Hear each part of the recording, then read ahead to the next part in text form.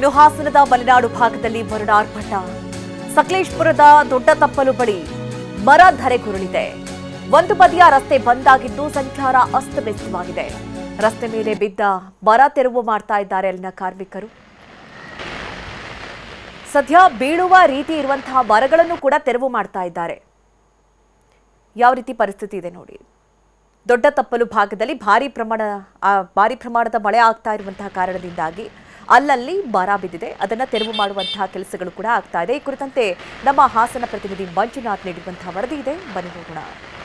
ಹಾಸನ ಜಿಲ್ಲೆಯಲ್ಲಿ ಸಂಪೂರ್ಣವಾಗಿ ಕೈಕೊಟ್ಟಿದ್ದಂಥ ಮುಂಗಾರು ಮಳೆ ಕಳೆದ 4-5 ದಿನಗಳಿಂದ ಜಿಲ್ಲೆಯ ಸಕಲೇಶಪುರ ಭಾಗದಲ್ಲಿ ಹೆಚ್ಚಿನ ಪ್ರಮಾಣದಲ್ಲಿ ಬರ್ತಾ ಇದೆ. ಅದರಲ್ಲೂ ಕೂಡ ಈ ಬಾರಿ ಅತ್ಯಂತ ದೊಡ್ಡ ಪ್ರಮಾಣದ ಬಿರುಗಾಳಿ ಸಹಿತವಾಗಿ ಸುರಿದಿರ್ತಕ್ಕಂಥ ಮಳೆಯಿಂದಾಗಿ ಸಾಕಷ್ಟು ಕಡೆ ಅವಘಡಗಳು ಸಂಭವಿಸ್ತಿದೆ. ನಾವೀಗ ರಾಷ್ಟ್ರೀಯ ಹೆದ್ದಾರಿ 75ರ ಶಿರಾಡಿಘಾಟ್ನ ದೊಡ್ಡತಪ್ಪಲ ಸಮೀಪ ಇದೆ, ನಾವು ನೋಡ್ತಾ ಇದ್ದೀವಿ.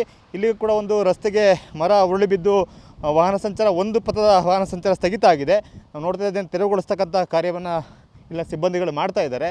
ಸೊ ಇಲ್ಲಿ ಏನು ಕಳೆದ 2-3 ವರ್ಷಗಳ ಹಿಂದೆ ದೊಡ್ಡ ಪ್ರಮಾಣದಲ್ಲಿ ಗುಡ್ಡ ಕುಸಿತ ಆಗ್ತಾಯಿದ್ದು ದೊಡ್ಡತಪ್ಪಲು ಅಂತಕ್ಕಂಥ ಪ್ರದೇಶದಲ್ಲಿ ಈ ಬಾರಿ ಬಹುತೇಕ 4 ಪಥದ ಕಾಂಕ್ರೀಟ್ ರಸ್ತೆ ನಿರ್ಮಾಣ ಕಾರ್ಯ ಆಗಿದೆ. ಆದರೂ ಕೂಡ ಏನು ಕಡಿದಾಗಿ ಮಣ್ಣನ್ನು ಅಂದರೆ ಗುಡ್ಡವನ್ನು ಕಡಿದು ರಸ್ತೆಯನ್ನು ಮಾಡಿರ್ತಕ್ಕಂಥ ಹಿನ್ನೆಲೆಯಲ್ಲಿ ಅಲ್ಲಿದ್ದ ದೊಡ್ಡ ದೊಡ್ಡ ಮರಗಳು ಗಾಳಿಗೆ ರಸ್ತೆಗೆ ಉರುಳು ಬೀಳ್ತಾ ಇದ್ದಾವೆ. ಸೊ ಹಾಗಾಗಿ ಒಂದು ರಸ್ತೆ ಸಂಚಾರ ಈ ಒಂದು ಪಥ ರಸ್ತೆ ಸಂಚಾರ ಸ್ಥಗಿತ ಆಗಿದೆ. ನಾವು ನೋಡ್ತಾ ಇದ್ದೀವಿ, ವಾಹನ ಸವಾರರು ಬಂದು ವಾಪಸ್ ಹೋಗ್ತಾ ಇದ್ದಾರೆ.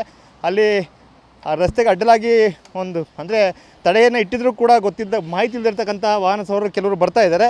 ಸೊ ಬಂದು ವಾಪಸ್ ತಿರುತಕ್ಕಂಥ ಕೆಲಸವನ್ನು ಮಾಡ್ತಾ ಇದ್ದಾರೆ. ಸೊ ಇವತ್ತಂತೂ ದೊಡ್ಡ ಪ್ರಮಾಣದಲ್ಲಿ ಗಾಳಿ ಬೀಸ್ತಾ ಇದೆ. ಗಾಳಿಯ ಜೊತೆಗೆ ಶಿರಾಡಿಘಾಟ್ ವ್ಯಾಪ್ತಿಯಲ್ಲಿ ಪಶ್ಚಿಮ ಘಟ್ಟ ಪ್ರದೇಶದಲ್ಲಿರ್ತಕ್ಕಂಥ ಶಿರಾಡಿಘಾಟ್ನ ಮಾರನಹಳ್ಳಿ ಭಾಗದಲ್ಲಿ ಹೆಚ್ಚಿನ ಪ್ರಮಾಣದಲ್ಲಿ ಮಳೆ ಬರ್ತಾಯಿದೆ. ಕಳೆದ 24 ಗಂಟೆಯಲ್ಲಿ ಸುಮಾರು 90 ಮಿಲಿಮೀಟರ್ ಮಳೆಯಾಗಿದೆ.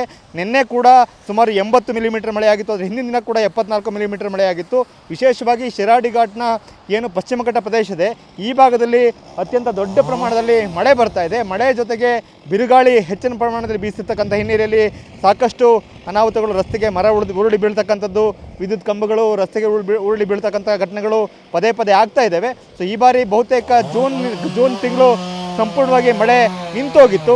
ಆದರೆ ಈ ಒಂದು ಜುಲೈ 1ನೇ ತಾರೀಕಿನಿಂದ ಮಳೆ ಸ್ವಲ್ಪ ಪ್ರಮಾಣದಲ್ಲಿ ಆರಂಭ ಆಗಿದೆ. ಅದರಲ್ಲಿ ಶಿರಾಡಿಘಾಟ್ನಲ್ಲಿ ವ್ಯಾಪಕವಾಗಿ ಮಳೆ ಸುರಿತಿರ್ತಕ್ಕಂಥ ಹಿನ್ನೆಲೆಯಲ್ಲಿ ಮತ್ತಷ್ಟು ಮಳೆ ಹೆಚ್ಚಾದರೆ ಇಂಥ ಒಂದು ಅವಘಡಗಳು ಮತ್ತಷ್ಟು ಹೆಚ್ಚಾಗ್ತಕ್ಕಂಥ ಆತಂಕ ಸಹಜವಾಗಿ ಇದೆ. ಕ್ಯಾಮ್ರಾಮನ್ ಮಹೇಶ್ ಜೊತೆ ಮಂಜುನಾಥ್, KB, TV9 ಹಾಸನ.